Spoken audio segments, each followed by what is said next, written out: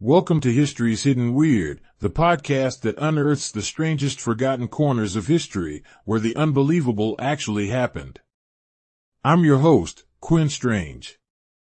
And today, we dive into one of the boldest cons of all time, the man who invented an entire country, crowned himself its prince, and convinced hundreds to buy in. This is the story of Gregor MacGregor and the Kingdom of Poise.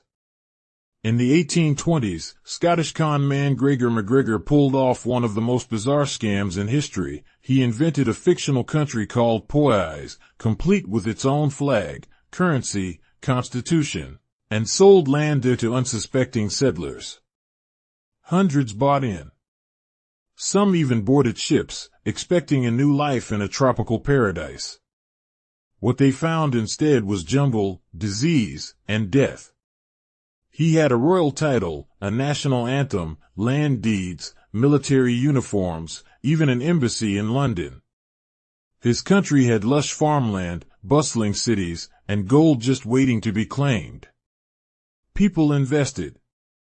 People packed their bags. Some even boarded ships to begin a new life in paradise. There was just one problem. None of it was real. Gregor MacGregor was born in 1786 in Scotland. He was a real person, from a real military family, and even served in the British Army. He fought in South America during the Latin American Wars of Independence, under none other than Simón Bolívar. But Gregor had a problem. He liked glory, but not hard work. He also had a flair for drama, an inflated sense of self, and absolutely no problem lying through his teeth. After returning to Britain in the 1820s, he came up with a wild idea. If he couldn't become powerful, he'd invent a place where he already was. A place called Poise. MacGregor claimed that Poise was a lush Central American nation located on the coast of present-day Honduras. He said he'd been named its ruler, Cazique of Poise, by the native king, and had been granted a huge tract of land. He printed brochures, pamphlets, even a guidebook titled Sketch of the Mosquito Shore, including the territory of Poise. This guide described a tropical utopia, fertile farmland, beautiful rivers, a democratic government, opera houses, a native population eager to help settlers, and vast natural resources. There was even a currency, Poise dollars, and land for sale to anyone who wanted to start a new life. It sounded too good to be true. Because it was.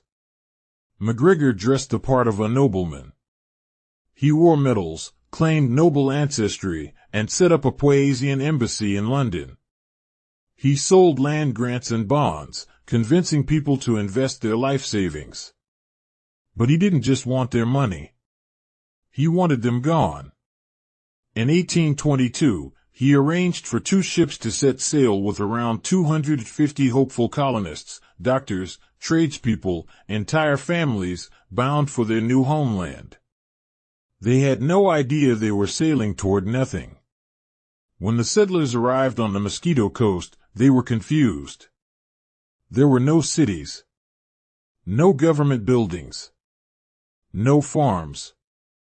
Just jungle. Mosquitoes. Mud. Some thought they'd landed in the wrong place. Others believed the city of Poise must be just over the next hill. But after days of searching, it became horribly clear, Poise didn't exist.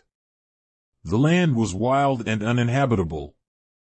The only thing waiting for them was starvation, disease, and death. Within a few months, over 180 of the settlers were dead. Eventually, a British rescue ship found the survivors and brought them back.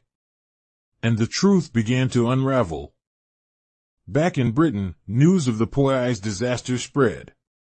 The families of the victims were furious. Investors were livid. The newspapers smelled blood. And what happened to MacGregor? He skipped town. He fled to France and started the scam all over again. Yes, seriously. He changed the name of the country slightly, translated his materials into French, and tried to recruit more settlers from Paris. French officials eventually caught on and arrested him. He spent about a year in prison awaiting trial but was acquitted. Why? Because by the time he was in court, no one could quite figure out if what he did was illegal. Immoral? Absolutely. Fraudulent? Almost certainly. But at the time, there were no real laws against inventing a fake country. McGregor would return to Venezuela years later, where, incredibly, he was welcomed and given a pension for his earlier military service. He died in 1845. Comfortably. So how did this guy con hundreds of people and get away with it? Well, part of it was timing. Britain was in the middle of a financial bubble, investors were hungry for exotic opportunities. South America was a popular destination for settlers and speculators. And McGregor was convincing.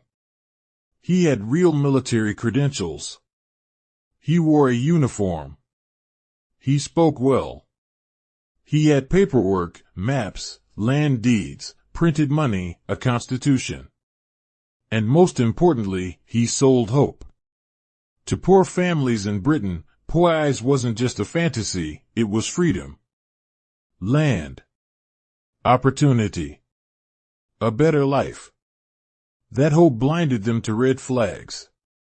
And McGregor knew exactly how to exploit that.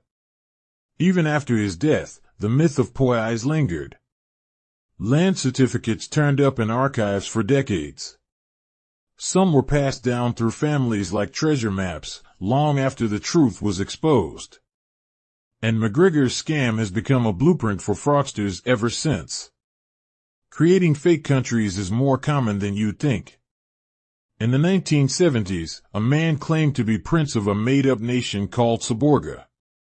In the 1990s, scammers sold land in a fictional South Pacific country to Japanese investors. And in the age of the internet, micronations pop up regularly, most harmless, some very much not.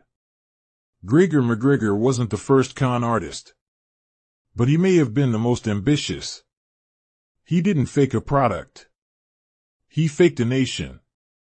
There's something darkly fascinating about the Poise story. It's about deception, yes. But it's also about belief. McGregor didn't just sell a scam. He sold a dream. A lie so carefully constructed, so beautifully packaged, that hundreds of people chose to believe it, right up until it killed them. And in the end, what makes this one of history's weirdest scams isn't just the con. It's that he almost pulled it off.